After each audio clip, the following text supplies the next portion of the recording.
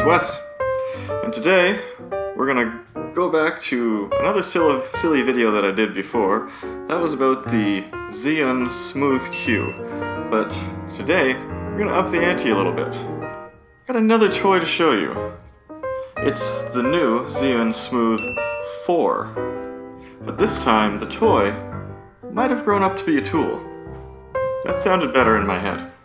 Anyway, here we are, the Zhiyun Smooth 4. It's a smartphone gimbal, but a lot has changed since I stacked a Smooth Q up against my Sony A9. For whatever reason that I did that. DJI has come back to the market with the new OSMO 2, and their price went way down. So they cut a couple corners off, they made it cheaper, because the market is competitive now. So, when I saw that announced, I thought, man, what is Zhiyun gonna do? They're gonna have to go bargain basement cheap. But instead, they did the exact opposite. They upped the ante.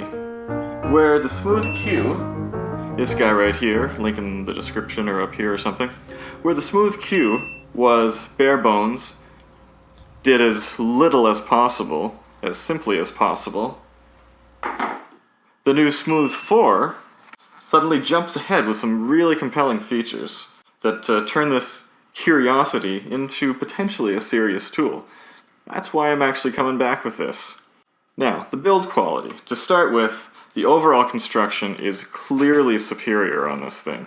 It's a bit bigger, it feels sturdier in the hand. Unfortunately though, I am pretty disappointed to see that some of the intrinsic design flaws of the Smooth Q haven't been resolved on this model, such as the placement of where the headphone power jack of the phone is still covering it up. Even though this device is designed to potentially supply power to your phone, it's almost impossible to get it there without really screwing up the balance of this device. Now, pretty much everyone's phone these days has the power jack right in the middle, so if they could have just made this bumper slide back and forth somewhere, that would have been fine. It would have worked much better. Also, if I have even this very slim case on my iPhone, just this little thing, the phone will not balance inside this gimbal. My very common sized iPhone 7 Plus is right at the maximum of what you can stick in this and still have it balance. Also, just a little quibble, you still have to decalibrate this joint right here before you fit it back into the case. But in that is an improvement. Once you do stick that back up there, there's a little locking mechanism that puts it in place. And last, again, these are mostly just quibbles. The grip right here is still pretty slippery. When I saw the pictures online, I thought that maybe these differently colored segments were going to be a gripping material. They're not. I'm probably going to have to wrap some hockey tape around here just to get a hold of it and not have it slip out. The old one was like wrestling with a plastic monkey. This one, not quite as bad. The ergonomics are a little better. Now, somewhat related to the build is, surprisingly, one of my favorite features of this thing, the removable mini tripod. This makes it so much easier to use.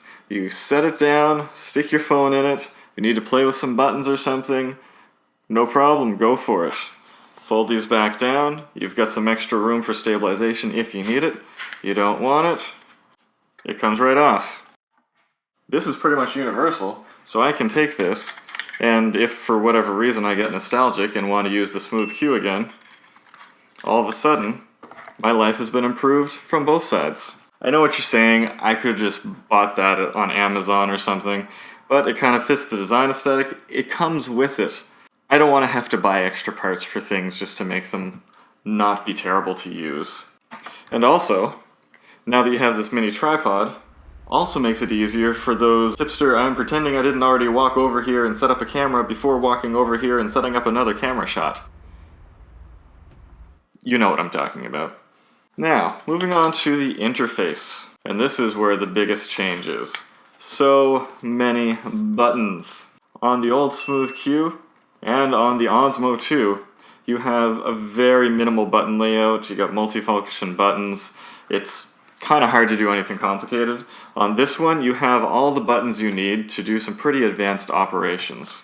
Now, I'm not going to go through the function of all these buttons, because there are so many of them that it would just be an entire video on its own. You can just read the manual. I'm still, from time to time, forgetting what button does what, but for a professional tool, I'm getting ahead of myself and jumping the shark a bit here. In using tools in a professional manner, you're expected to have to learn a little bit. There will be a learning curve just so that in the future you can have a lot of extra usability. And one of the biggest additions, though, I will draw attention to is this smooth wheel on the side. It pulls dual duty. You can use it as a zoom, and then with a click of one button, you can use it as a focus pull, which can be enormously helpful. Even on a smartphone, especially with today's newer smartphones with larger sensors, you can actually get some shallow depth of field effects and move around. And also, with today's smartphones with dual cameras, zoom isn't just digital now. The iPhone 7 Plus, among other dual camera phones, can actually do 2x zoom optically. And this lets you navigate through it. So how do you navigate through it? On the Smooth Q, I tried the app once, I gave up. On this one, the app is much improved, it connects flawlessly, super easy. I was shocked at how well this worked. I was expecting it to be a nightmare. Now, one big downside of using the app, it just kills your battery. It is unbelievable how fast it drains your battery. Your phone gets smoking hot. So make sure you come at this with a full charge and just expect to have to recharge afterwards. One way of mitigating that is to just not use their app. You don't get to use the controls, but you can use the native camera app in your phone, or you can use a more advanced app. I've been trying out the app ProMovie Plus, and it's been fantastic. You can take the default bitrate of your phone video recording from 15 megabits per second and push it all the way up to 120 megabits per second, which produces some pretty surprising results. You don't get the pixelated disasters when your scenes get complicated. I'm going to show you some demonstrations here.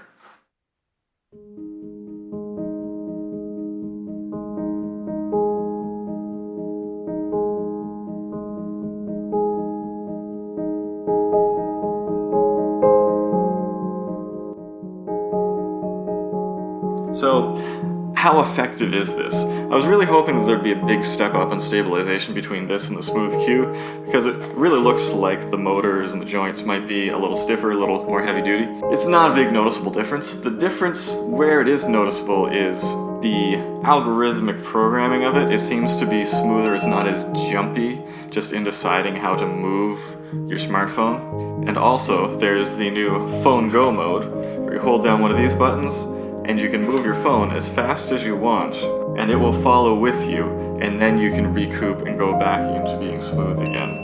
Now I'm smooth, I'm sliding around, but then I push down this button, and suddenly it slides around very quickly, just following all my motions. Another very useful and very appreciated thing is it's got a battery life meter. Why things these days sometimes don't come with battery life meters? It's not like LEDs are expensive now, just put one on it. Accessories. As much as I made fun of and called this the banjo case on the Smooth Q, I kind of miss it. The Smooth 4 comes in this box with this foam case that's kind of reminiscent of the Fort guitar cases of yesteryear. Is Fort still a thing? No, Fort's not still a thing. I mean, it probably does offer some great protection, but it's kind of awkward. There's no handle, there's no silly strap, and the accessories that you get the tripod, you get the charging cable. What else do you need? Well, Pergear shipped their version of this with their own neoprene carry case. A little easier to hold on to, it takes up a lot less space if you want to throw this in your bag or something. Alright, so in conclusion, I might have sounded effusive, but this is clearly a device that was designed to be as cheap as possible. Some corners were probably cut, but overall, it is a very compelling, very powerful tool and really surprised me. Yes, it has its shortcomings, such as you're still using a smartphone camera sensor. Now, that's up to you to decide whether or not that's going to be enough for you, but with new tools that allow for higher bitrate recordings, this can actually be a pretty great device to have on the side. It's up to you to decide whether or not it's worth the $125 price tag, and whether or not it works into any sort of a workflow or is an effective tool for you. Actually, I'm sorry. You can't decide whether or not it's worth $125. This is clearly worth $125. The only question is, do you need it? Now, there's a link in the description if you want to buy it. I get absolutely nothing if you do buy it, so go crazy. I'm gonna cut you off before you get to the comments section. Yes, I'm shooting with a very shallow depth of field. That's because I've got a kitchen behind me and it's kind of a mess. Eventually I hope to have a YouTube studio. I'll be a real fancy guy then. But for now, I'm just doing the best I can. I've been away for a while, trying to make some more time to get back on YouTube. I've got a bunch more videos planned, so things should be a bit more regular from here on out. So, until next time, go take some photos!